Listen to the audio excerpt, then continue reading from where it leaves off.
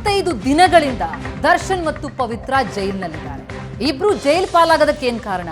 ಪವಿತ್ರ ಅವರಿಗೆ ರೇಣುಕಾಸ್ವಾಮಿ ಒಂದು ಮೆಸೇಜ್ ಅನ್ನ ಹಾಕದ, ಅಶ್ಲೀಲ ಮೆಸೇಜ್ ಹಾಕ್ತಾ ಅನ್ನೋ ಕಾರಣಕ್ಕಾಗಿ ಆತನನ್ನ ಕಿಡ್ನಾಪ್ ಮಾಡಿ ಕರ್ಕೊಂಡು ಬಂದು ಶೆಡ್ಡಿಗೆ ಹಾಕಿ ಅಲ್ಲಿ ಹಲ್ಲೆ ಮಾಡಿ ಆ ಹಲ್ಲೆಯ ತೀವ್ರತೆಗೆ ರೇಣುಕಾಸ್ವಾಮಿ ಅಲ್ಲೇ ಕೊನೆಯುಸಿರೆಳೆದ. ಹಾಗಾಗಿ ಕೊಲೆಯ ಆರೋಪದ ಮೇಲೆ ಈಗ A1 ಮತ್ತು A2, ಅಲ್ಲಿ ಪವಿತ್ರ A1 ಆದ್ರೆ ದರ್ಶನ್ A2 ಇಬ್ರು ಕೂಡ ಜೈಲ್ ಪಾಲಾಗಿದ್ದಾರೆ.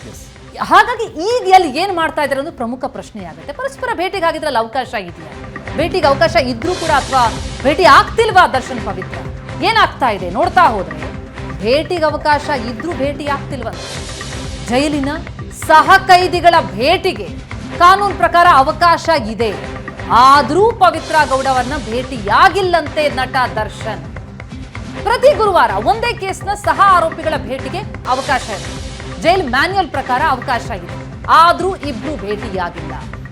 ಒಂದು ಬಾರಿಯೂ ಭೇಟಿಯಾಗಿಲ್ಲ ದರ್ಶನ್ ಮತ್ತು ಪವಿತ್ರ ಗೌಡ. ಬಹಳಷ್ಟು ವಿಪರ್ಯಾಸದ ಸಂಗತಿ ಇದು. ಕಳೆದ 35 ದಿನಗಳಿಂದ ಬಹುತೇಕವಾಗಿ 4 ಗುರುವಾರ ಅಂತೂ ಬಂದಿರುತ್ತೆ. ಈ 4 ಗುರುವಾರ ಅಂದ್ರೆ ಪ್ರತಿ ಗುರುವಾರ ಸಹ ಕೈದಿಗಳನ್ನ ಮೀಟ್ ಆಗೋದಕ್ಕೆ, ಭೇಟಿ ಮಾಡೋದಕ್ಕೆ, ಮಾತನಾಡೋದಕ್ಕೆ ಅವಕಾಶ ಇರುತ್ತಂತೆ ಕಾನೂನಿನ ಪ್ರಕಾರ. ಇಷ್ಟೆಲ್ಲ ಅವಕಾಶಗಳಿದ್ರೂ ಕೂಡ ದರ್ಶನ್ ಮತ್ತು ಪವಿತ್ರ ಗೌಡ ಭೇಟಿಯಾಗಿಲ್ಲ ಅನ್ನುವಂತಹ ಮಾಹಿತಿ ಲಭ್ಯ ಆಗಿದೆ. ಹಾಗಾದ್ರೆ ದರ್ಶನ್ ಮತ್ತು ಪವಿತ್ರ ಗೌಡ ಮಧ್ಯದ ಸಂಬಂಧ ಮುರಿದು ಬಿತ್ತ, ಬ್ರೇಕಪ್ ಆಯ್ತಾ? ಹಾಗಾದ್ರೆ ಇಂತಹ ಒಂದಿಷ್ಟು ಪ್ರಶ್ನೆಗಳು ಇದೀಗ ಉದ್ಭವ ಆಗ್ತಾ ಇದೆ.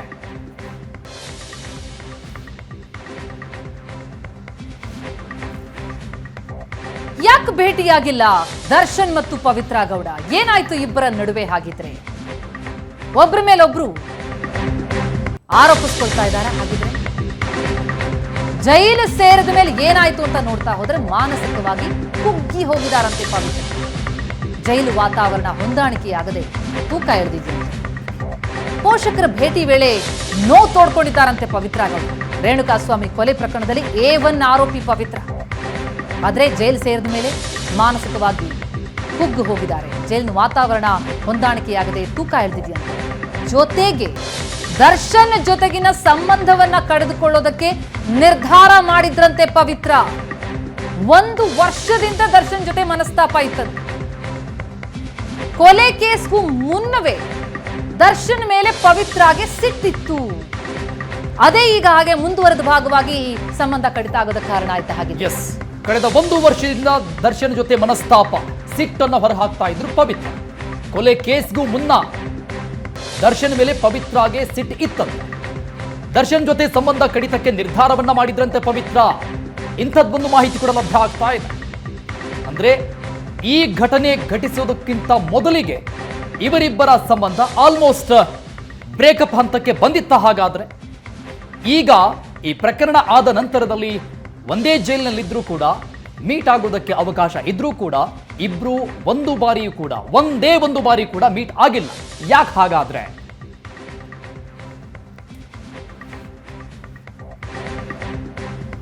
ಈ ಬಗ್ಗೆ ಡೀಟೇಲ್ಸ್ ಕೊಡ್ತಾರೆ ನಮ್ಮ ಪ್ರತಿನಿಧಿ ರಮೇಶ್. ಈಗ ನಮ್ಮ ಜೊತೆ ನೇರ ಸಂಪರ್ಕದಲ್ಲಿದ್ದಾರೆ. ರಮೇಶ್, ನಟ ದರ್ಶನ್ ಮತ್ತು ಪವಿತ್ರ ಗೌಡ ಈ ಪ್ರಕರಣದಲ್ಲಿ ಪವಿತ್ರ A1 ಆರೋಪಿಯಾಗಿದ್ರೆ ದರ್ಶನ್ A2 ಆರೋಪಿ. ಪವಿತ್ರ ಗೌಡಗೆ ಅಶ್ಲೀಲ ಮೆಸೇಜ್ ಕಳಿಸಿದ್ದಕ್ಕೆ ದರ್ಶನ್ ಅಂಡ್ ಗ್ಯಾಂಗ್ ರೇಣುಕಾಸ್ವಾಮಿ ಮೇಲೆ ಹಲ್ಲೆ ಮಾಡಿ ಕೊಲೆ ಮಾಡಲಾಯಿತು ಅನ್ನೋದು ಕೇಳಿ ಬಂದಿರುವಂತಹ ಆರೋಪ. ಅಂಥದ್ರಲ್ಲಿ ಜೈಲು ಸೇರಿದ ಮೇಲೆ ಇಬ್ರು ಕೂಡ ಭೇಟಿನೇ ಆಗಿಲ್ಲ ಅಂತಂದ್ರೆ ಭೇಟಿಗೆ ಅವಕಾಶ ನಿಜಕ್ಕೂ ಕೂಡ ಜೈಲಲ್ಲಿ ಇರುತ್ತಾ? ಹೇಗೆ ಅವಕಾಶ ಇರುತ್ತೆ?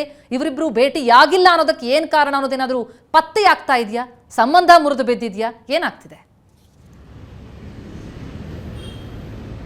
ಪ್ರತಿಮಾ, ಮೇಲ್ನೋಟಕ್ಕೆ ರೇಣುಕಾಸ್ವಾಮಿ ಕೊಲೆ ಪ್ರಕರಣದಲ್ಲಿ ದರ್ಶನ್ ಮತ್ತು ಪವಿತ್ರ ಗೌಡ ಜೈಲು ಸೇರಿದ ನಂತರ ಎಲ್ಲೋ ಒಂದು ಕಡೆ ಅವರ ನಡುವಿನ ಸಂಬಂಧ ಎಲ್ಲೊಂದು ಕಡೆ ಬ್ರೇಕಪ್ ಆಗಿದೆ ಅನ್ನುವಂಥ ಮಾಹಿತಿಗಳು ಲಭ್ಯ ಆಗ್ತಾ ಇರುವಂಥದ್ದು. ಯಾಕೆಂದರೆ ಸಾಮಾನ್ಯವಾಗಿ ಯಾವುದೇ ಆರೋಪಿಗಳು ಒಂದು ಕೇಸ್ನಲ್ಲಿ ಹೋದಂಥ ಸಹಕೈದಿಗಳು ವಾರಕ್ಕೊಮ್ಮೆ ಭೇಟಿ ಆಗಲಿಕ್ಕೆ ಅವಕಾಶಗಳಿರುವಂಥದ್ದು. ಸಾಮಾನ್ಯವಾಗಿ ಸಂಬಂಧಿಕರಾಗಲಿ, ಗಂಡ ಹೆಂಡತಿ ಆಗಲಿ ಅಥವಾ ಮತ್ತು ಒಂದೇ ಕೇಸ್ನಲ್ಲಿರುವಂಥ ಸಹ ಕೈದಿಗಳಿಗೆ ವಾರಕ್ಕೊಮ್ಮೆ, ಅದರಲ್ಲೂ ವಿಶೇಷವಾಗಿ ಈಗಿರುವಂಥ ನಿಯಮಗಳ ಪ್ರಕಾರ ಪ್ರತಿ ಗುರುವಾರ ಭೇಟಿಯಾಗಲಿ ಆಗಲಿಕ್ಕೆ ಅವಕಾಶಗಳಿದೆ ಅನ್ನುವಂಥದ್ದು. ಆದರೆ ಯಾರಾದರೂ ಒಬ್ಬರು ಇನ್ನೊಬ್ಬರು ಭೇಟಿ ಮಾಡಬೇಕು ಅಂತೇಳಿ ಲೆಡ್ಜರಲ್ಲಿ ಬರೆಸಿದ್ದೇ ಆದರೆ ಕೆಲ ನಿಮಿಷಗಳ ಕಾಲ ಅವ್ರನ್ನ ಭೇಟಿ ಮಾಡಲಿಕ್ಕೆ ಅವಕಾಶವನ್ನು ಮಾಡಿಕೊಡ್ತಾರೆ.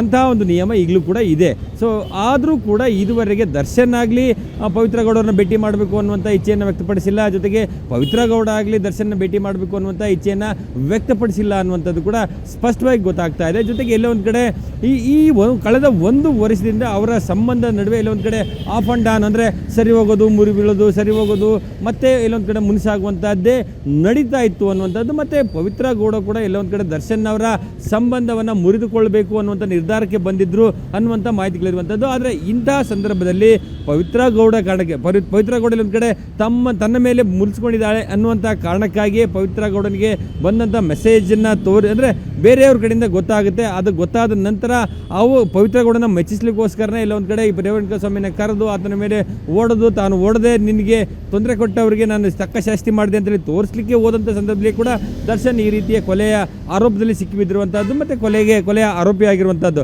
ಸೊ ಇಂತಹ ಸಂದರ್ಭದಲ್ಲಿ ಜೈಲಿಗೆ ಹೋಗಿದ್ದಾರೆ. ಜೈಲಿಗೆ ಹೋಗಿ 35 ದಿನ ದರ್ಶನ್ ಕಳೆದ್ರೆ 37 ದಿನ ಆಗಿದೆ ಪವಿತ್ರ ಗೌಡ ಜೈಲಿಗೆ ಹೋಗಿ ಇಲ್ಲಿಯವರೆಗೂ ಕೂಡ ಅವರಿಬ್ಬರ ಭೇಟಿಗೆ ಬೇರೆ ಸಂದರ್ಭದಲ್ಲಿ ಅವಕಾಶಗಳಿಲ್ಲ. ಸಾಮಾನ್ಯವಾಗಿ ಕೋರ್ಟ್ನಲ್ಲಿ ವಿಡಿಯೋ ಕಾನ್ಫರೆನ್ಸ್ ಮೂಲಕ ಹಾಜರುಪಡಿಸುವ ಸಂದರ್ಭದಲ್ಲಿ ಕೂಡ ಇಬ್ಬರು ಒಂದೇ ಫ್ರೇಮಲ್ಲಿ ಬಂದರೂ ಕೂಡ ಬೇರೆ ಬೇರೆ ಕಡೆಯಿಂದ ಅವರ ವಿಡಿಯೋ ಕಾನ್ಫರೆನ್ಸ್ ನಡೀತಾ ಇರ್ತದೆ. ಅಂದರೆ ಮಹಿಳಾ ಬ್ಯಾರಕ್ನಲ್ಲೇ ಪವಿತ್ರ ಗೌಡ ಅವರು ವಿಡಿಯೋ ಕಾನ್ಫರೆನ್ಸ್ ಬಂದರೆ ಮತ್ತು ಪುರುಷರ ಬ್ಯಾರಕ್ನಿಂದ ದರ್ಶನ್ ಮತ್ತು ಇತರ ಆರೋಪಿಗಳು ಬರ್ತಾರೆ. ಸೊ ಇಂಥ ಸಂದರ್ಭದಲ್ಲಿ ಅವಕಾಶಗಳಿಲ್ಲ. ಆದರೆ ಪ್ರತಿ ಗುರುವಾರಕ್ಕೆ ಒಮ್ಮೆ ಒಂದೇ ಕೇಸ್ನಲ್ಲಿರುವಂಥ ಸಹ ಕೈದಿಗಳು ಭೇಟಿ ಆಗ್ಬೋದು, ಅಥವಾ ಕುಟುಂಬಸ್ಥರಿದ್ದರೆ ಅಥವಾ ಸಂಬಂಧಿಗಳಿದ್ದರೆ ಅವ್ರನ್ನ ಭೇಟಿ ಮಾಡಲಿಕ್ಕೆ ಅವಕಾಶಗಳಿದೆ. ಅಂಥ ಅವಕಾಶವನ್ನು ಕೂಡ ಎಲ್ಲ ಒಂದು ಕಡೆ ಬಳಸ್ಕೊಳ್ತಾ ಇಲ್ಲ ಇಬ್ಬರೂ ಕೂಡ ಅನ್ನುವಂಥದ್ದು ಕೂಡ. ಇದೆಲ್ಲವನ್ನು ನೋಡ್ತಾ ಹೋದರೆ ಇಲ್ಲೇ ಒಂದು ಕಡೆ ದರ್ಶನ್ ಮತ್ತು ಪವಿತ್ರ ಗೌಡ ನಡುವಿನ ಸಂಬಂಧ ಏನಿದೆ ಇಲ್ಲ ಒಂದು ಕಡೆ ಮುರಿದು ಬಿದ್ದಂತೆ ಕಾಣ್ತಾ ಇದೆ.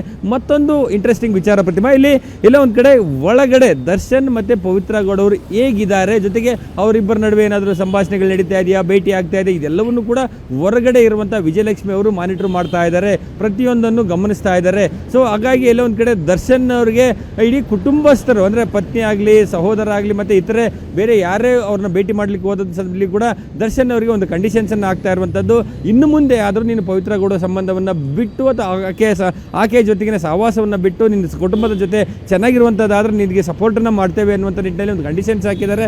ಆ ಕಂಡೀಷನ್ನ ಇರಬಹುದು, ಅಥವಾ ಅದು ಎಲ್ಲ ಒಂದು ಕಡೆ ಈ ಸಂಬಂಧದಿಂದಾಗಿಯೇ ನಾನು ಈಗ ಮತ್ತೆ ಜೈಲಿಗೆ ಬರಬೇಕಾಯ್ತಲ್ಲ ಅನ್ನುವಂಥ ಒಂದು ಏನೋ ನೋವು ಕಾಡದಂತೆ ಕಾಣ್ತಾ ಇರುವಂಥದ್ದು. ಹಾಗಾಗಿ ಜೈಲಿನಲ್ಲಿ ಅವರಿಬ್ಬರೂ ಏನೋ ನಡೆದುಕೊಳ್ಳುವಂಥ ರೀತಿಯನ್ನು ನೋಡಿದರೆ ಇಬ್ಬರೂ ಕೂಡ ಒಂಟಿಯಾಗಿ ಕಳೀತಾ ಇದ್ದಾರೆ. ಮತ್ತು ಇಬ್ಬರೂ ಕೂಡ ಎಲ್ಲ ಒಂದು ಕಡೆ ಮನಸ್ತಾಪ ಅಂದರೆ ಮತ್ತೆ ಮುಂದುವರೆದಂತೆ ಕಾಣ್ತಾ ಇರುವಂಥದ್ದು, ಮತ್ತು ಮಾನಸಿಕವಾಗಿ ಕುಗ್ಗಿ ಹೋದಂತೆ ಇಬ್ಬರೂ ಕೂಡ ವೆಯ್ಟ್ ಲಾಸ್ ಆಗಿದೆ ಅನ್ನುವಂಥ ಮಾಹಿತಿ ಕೂಡ ಲಭ್ಯ ಆಗ್ತಾ ಇರುವಂಥದ್ದು. ಆ ನಿಟ್ಟಿನಲ್ಲಿ ಎಲ್ಲ ಒಂದು ಕಡೆ ಈಗ ಜೈಲು ಮೂಲಗಳಿಂದ ಸಿಗ್ತಿರುವಂಥ ಮಾಹಿತಿ ಪ್ರಕಾರ ಇಬ್ಬರೂ ಕೂಡ ಭೇಟಿ ಆಗುವಂಥ ಇಚ್ಛೆಯನ್ನೇ ವ್ಯಕ್ತಪಡಿಸ್ತಾ ಇರುವಂಥದ್ದು.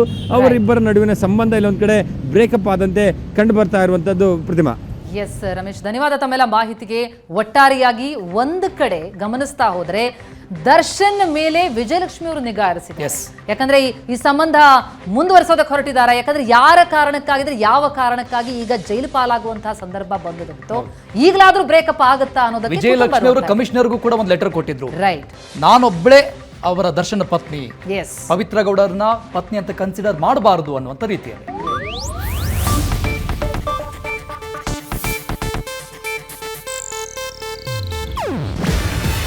ಇದು ಏಷ್ಯಾನೆಟ್ ನ್ಯೂಸ್ ನೆಟ್ವರ್ಕ್ ಪ್ರಸ್ತುತಿ. ನೀವು ನೋಡ್ತಿದ್ದೀರಾ ಏಷ್ಯಾನೆಟ್ ಸುವರ್ಣ ನ್ಯೂಸ್.